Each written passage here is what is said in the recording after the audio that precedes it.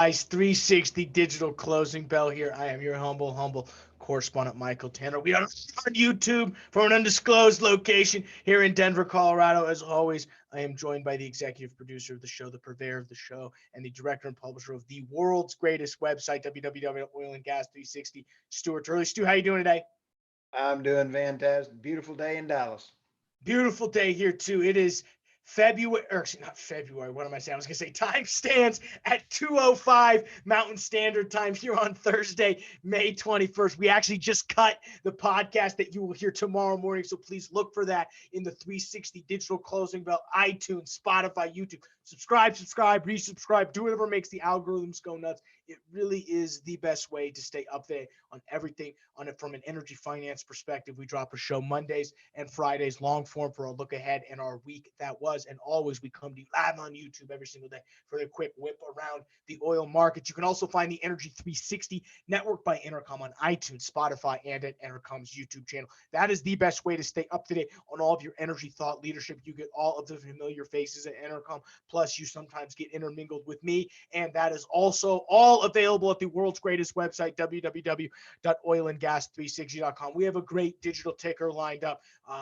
Pretty much red all around except for crude oil. Stu's got some stuff from the international news decks, and I'm just really going to talk about demand and some of this travel information. When we look at the overall markets in general, I mean, really red all around, like I said, except for crude oil. SPY closing 29.48, about down about 0.78% of the day. NASDAQ 93.96, down about 0.93%, about an 88 point drop for tech stocks. Dow Jones 24,474, about a 100 point drop, about a 0.5% off the index. Crude oil, one of the only green things on the day, up 1.5%, 34.01. Took off like a rocket ship this week. Back into the curve 12-month strip, 37.12, up about 1.28% or about 47 cents. Natural gas, all the experts keep telling us, but it's down another 2.5%, down to $1.72. That's about a 4-cent drop back into the curve for natural gas. 277, only about a 0.5% drop off the back end. So that is a good sign if you are looking out for natural gas prices in the long term.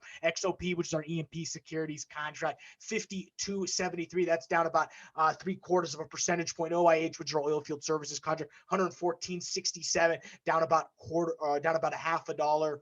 2.45%. Like I said, 114.67. On the downside, though, Goodrich Petroleum down 6.58%, $7.22. Contango Oil and Gas, ticker symbol MFC. I'm a sucker for a good ticker symbol, and they better be producing. If these guys are not a full-on natural gas company, they should stop and rebrand themselves. You actually call Intercom, they'll do that for you. You can find everything on intercominc.com. But please rebrand yourself as a natural gas company, because I love the ticker symbol. $2.57. Didn't do them that well, though. They were down 6.8% today. Par Pacific Holdings down to $8.29, or about 7% off the index. When we look at the upside, though, a lot of good numbers. Vulcan Minerals Corporation up 12.1%, $2.78. EA Marcellus Trust, which is a nice ETF. Again, natural gas doing very well, up 16% to 57 cents on the nose right there. Midcon Energy Partners, $2.55, up 16.97%. Stu, what do you got on the international news desk for us? Just something kind of off that, but it's got the LNG new technology coming out from Kawasaki K-Line. They actually have a new tank going into their next ship, and it's going to allow them to run LNG in their new vessel carrying 7,020 vehicles on the shipping line. Pretty crazy what they're doing with LNG. Yeah, and we talked about, if you want more, information on really what the global LNG markets look like, we had a great interview with Sproul where they talked about, and that was sort of the big something we talked about, was what was going on in the global energy market. So I'd recommend checking that out on the Energy 360 Network, the world's greatest website, www.oilandgas360.com. My one big thing for the day, really all I have is that this week has been sort of crazy. I think tomorrow's going to be much more muted if you're trading oil and gas. It was fairly volatile today. We started all the way up at 34.50, ripped all the way down to mid 33s, then back all the way up now to the high 33s, 34s on the nose right now. So I think if you're trading tomorrow, it's going to be less volatile. I think people are going to take a long 4-day weekend. Institutions, you got to remember, majority of the volume's institutional traders. Where are institutionals trading from? They're trading in their pajamas in their New York City apartment in quarantine. So a lot of them are taking this 3-day weekend to hopefully see if they can pop in their cars, get out of town. So I've heard a lot, I don't expect tomorrow to be that driven. So if you are looking to day trade tomorrow, it's just my one recommendation. A lot of 4-day weekends happening, as we Memorial Day's Monday, markets are closed, so you will not be seeing us on Monday because we only work when the markets are open. That's how this podcast rolls. But so to just give you an idea of what I'm looking for tomorrow, I think we're going to see some muted gains tomorrow. So I think $34 is probably about where we'll be. Very interesting to see if it rips. Like I said, retail is going to be out and heavy tomorrow, so watch yourself if you're getting in.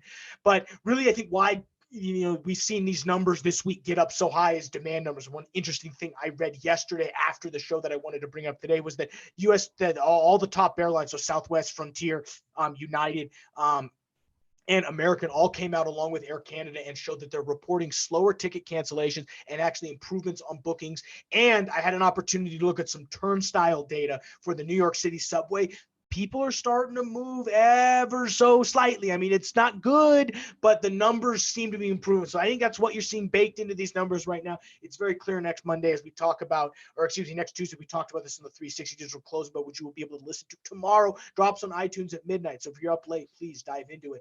We also have a premiere on YouTube at 9 o'clock Mountain Standard Time. You can take a look on YouTube for that. But we talked about how demand is starting to come back because a lot of these shut-ins are coming in, but really it's the reverse quarantine that's happening. So please recommend taking a look at that. Stu, anything else before we let them finish off for the day? Oh no, go ahead and start your 4-day weekend.